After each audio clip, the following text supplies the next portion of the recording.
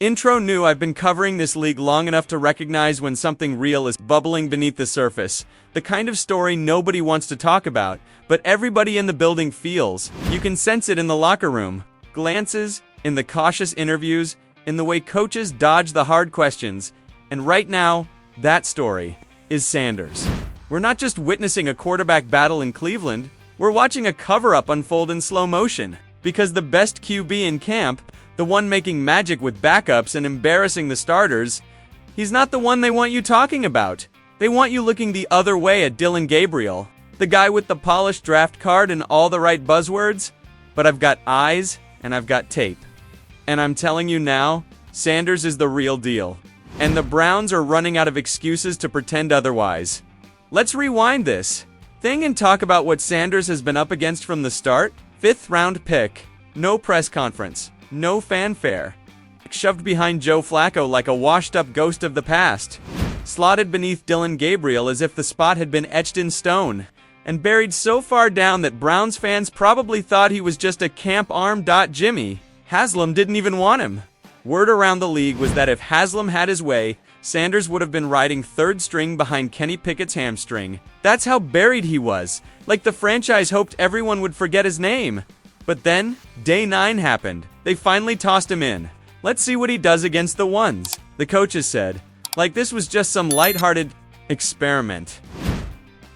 Like they hadn't seen the fire in this kid's eyes every single day of practice. And when that moment came, Sanders didn't blink. He took over. Myles Garrett charging in like a heat-seeking missile? No problem. Denzel Ward, Greg Newsome, the whole top-tier Browns secondary staring him down. He didn't flinch. He delivered dimes. I'm talking lasers. Into tight windows, routes timed down to the heartbeat, throwing like he's been here for years. Meanwhile, what was DILLON Gabriel doing with his shiny first-team reps? Floating passes into danger. 1 near interception, 2 more off target. And an entire drive flushed like yesterday's headlines. This is the same Gabriel the Browns drafted in the 3rd round. The guy the front office paraded around like the future. And under the lights, he looked like a deer in headlights. Fidgety, jittery, overthinking, and worst of all, unproductive now. Let's hit pause for a second because I've got something for you. I'm doing a giveaway. 5 official game jerseys on me. Think you know which Browns QB is going to start week 1? Drop your pick in the comments right now. Smash that like button, subscribe to the channel, and get in the mix. The more videos you comment on, the better your odds. Let's go. Alright, now, back to the madness. Earlier this week, Haslam practically told the media he never wanted Sanders on the roster. And when people started side-eyeing him for that take, what did he do? He threw GM Andrew Berea under the bus. Like Berea forged the draft card behind his back and snuck Sanders into the war room. But let me tell you something, Jimmy. That take, it's rotting faster than milk in July, because Sanders just made you look foolish in front of the entire NFL. He's outplaying Gabriel in every single area that matters. He's more composed, more accurate, more decisive, and he's doing it all with less. No starting line, no big-name targets. Just grit, heart, and a shoulder-sized chip carved straight from disrespect. And how does the team respond? They keep him buried. Still low on the depth chart, like fans aren't paying attention.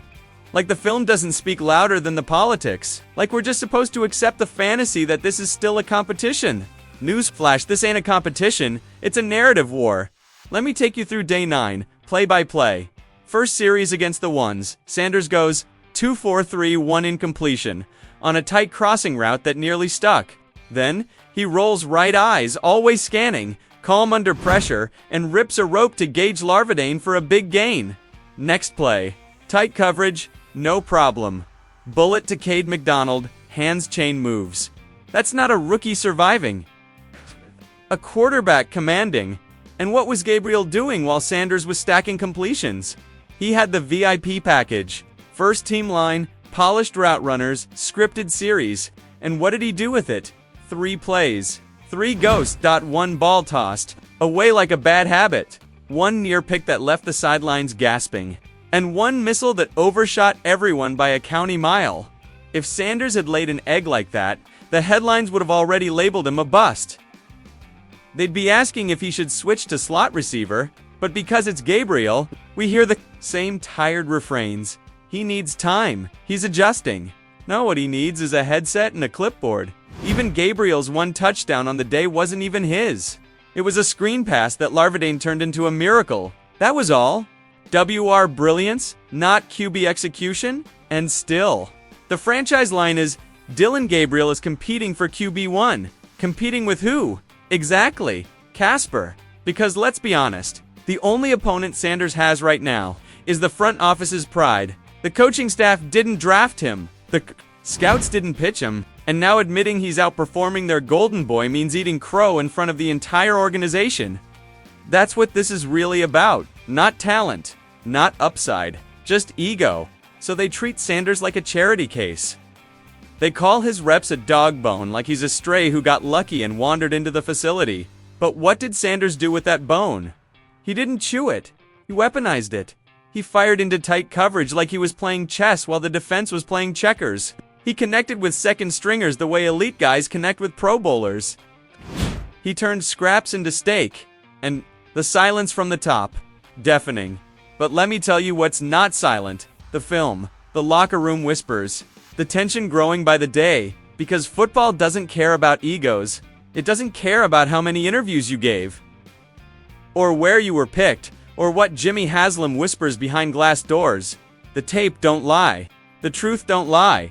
And if the Browns keep pretending not to see it, Sanders won't need their permission to become undeniable. There are moments in football, rare, electric, spine-tingling moments when everything slows down and one truth stands out, bold as a headline. Day 9 of Browns training camp was one of those moments, and trust me when I say this, it wasn't just another day of reps, it wasn't just a practice session. What happened on that field was a declaration, a seismic shift. A quiet rookie rising up and saying, "You're gonna stop overlooking me right now?" That rookie? Sanders. Now look, I'm not here to sell hype. I'm not reading off someone else's scouting report or gushing because it's trendy. I'm here because I saw what happened with my own eyes. I felt the energy shift. And if you've been paying attention at all, then you already know the Browns quarterback room might be headed for a shakeup that no one saw coming. At least no one outside the locker room.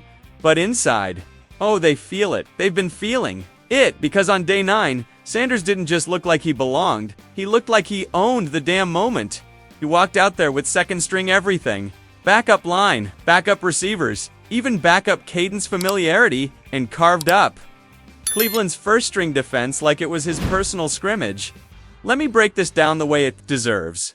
The Browns starting defense is no joke. We're talking Myles Garrett, Denzel Ward, Greg Newsome, Jeremiah Owusu-Koramoah, an elite, dangerous, hungry unit. And Sanders stepped into the fire without blinking. Went 6 of it on the day, and more impressively, went 2 of 3 in live competitive. Reps against that first-team monster, but here's what separates stat sheets from film. Those weren't they weren't safety valve outs. These were laser throws. Needles threaded into tight windows with anticipation, touch, and courage. And one of those incompletions, that was a timing route disrupted by a safety who delivered a perfect hit at the exact right moment.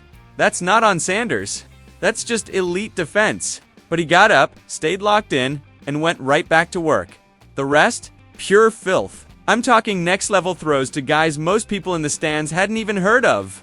Rookies who weren't supposed to beat NFL-caliber corners, but they did. And Sanders. He saw it, processed it, fired, and hit them in stride. I watched those sideline reactions. They weren't the usual shoulder shrugs you give a backup QB for completing a 5-yard curl. These were reactions of, wait a minute, did we just see what we think we saw? Yeah, you did. Now, let's talk about Dillon Gabriel, because the comparison is where this gets real uncomfortable for some folks in Berea. Gabriel went 6 of 11, 1 touchdown on the day. But you look closer. That touchdown came off a glorified screen. A little dump-off to Gage Larvadain, who turned into a human highlight reel and did all the work. Gabriel's pass traveled, 3 yards in the air? Gage did the rest. Made defenders miss, broke ankles, and dragged that thing across the finish line like he was auditioning for SportsCenter. That wasn't quarterbacking. That was a bailout. Meanwhile, Gabriel's deeper throws, wobbly, off-target late, A few nearly picked. This wasn't against Cleveland's top guys either. It was the second team. You give a QB the first team offensive line, the best route runners, the most protection, the cleanest reads. And this is what you get. Let's not sugarcoat it. The Browns are wasting reps right now. They're investing in the wrong direction, and the tape doesn't lie. But here's what really stings. This isn't an isolated camp day. This is a pattern. Gabriel is trending sideways. Meanwhile, Sanders is climbing fast and doing it the hard way. No security blanket receivers. No Premier Olean to buy him time. No coaching staff stacking the deck for him. He's doing this under fire. In chaos. With expectations set low enough to crawl under, and he's shattering those expectations, one rep at a time. That's not luck. That's not system. That's command. That's poise. That's what future NFL starters look like when the lights come on. Let me put it like this. If you gave Sanders the exact same offensive unit that Gabriel gets every day, we're not having a debate right now. This wouldn't be a who's QB3 conversation. This would be about when the kid gets the reins, and that when is coming fast. You want to know how I know? Watch the body language. Watch how the team reacts. There's a chemistry building around Sanders that you can't fake. Veterans don't flock to flukes. They don't lean into false hope. They feel momentum when it's real, and they ride with it. Day 9, you could see the shift happen in real time. He took the field, started carving, and the sideline leaned in. Coaches watched a little closer. Players stood a little taller. That's not about stats. That's about belief. And if you've ever played this game, or been around those who have, you know, belief matters. It spreads. It grows. And right now, it's rallying around Sanders. Let's talk optics. Jimmy Haslam, the man with the keys to the kingdom, sat in front of the media recently and did the OL shoulder shrug. Said the Sanders pick wasn't his. That was GM Andrew Berry's call. You know what that is? It's a cop dash out. It's a deflection. Translation, if this goes wrong, don't pin it on me, but Jimmy. What happens when it goes right? Guess what? After what Sanders just did on day 9, "You're not my call" moment might go down as the most tone-deaf PR blunder of your entire ownership era. You want transparency? Let's be real. The owner is backing away from a quarterback who's outplaying everyone else on that depth chart. That's not just bad optics. That's a slap in the face to fans, to players, to the entire city that's been waiting for a quarterback to believe in. And here's the kicker. While Haslam's dodging accountability, Sanders is out there, making the whole Browns organization look smarter than they probably even intended. He's validating a 5th-round flyer and turning it into a quarterback controversy nobody wanted to acknowledge. But now nobody can escape. Social media. Lit up. Fans are stitching Sanders' highlights, breaking down his reads, comparing footwork, pocket presence, arm mechanics. And they're asking the one question this front office seems afraid to answer. Why is the best quarterback in Cleveland not being treated like one? Every time the Browns try to slow walk his development, every time they pretend this is about long-term planning or depth building, the fans get louder. The players get bolder. The energy gets harder too. Ignore, and here's the brutal irony by trying to downplay him. The Browns only made Sanders more visible. The fire's already burning. Now they're just throwing logs on it. Let's get something straight. This isn't just about who throws a tighter spiral, or who has the cleaner college resume. This is about leadership, timing, feel the ability to inspire belief on a field full of professionals who've seen it all, and Sanders, he's doing that right now.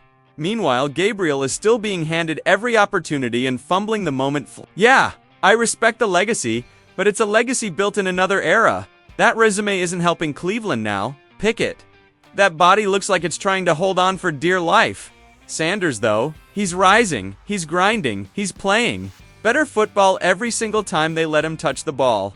I'm done hedging. I'm not going to play the wait-and-see game. It's not a matter of if Sanders becomes QB1, it's when and every day they ignore it. The cost gets higher. The tension builds.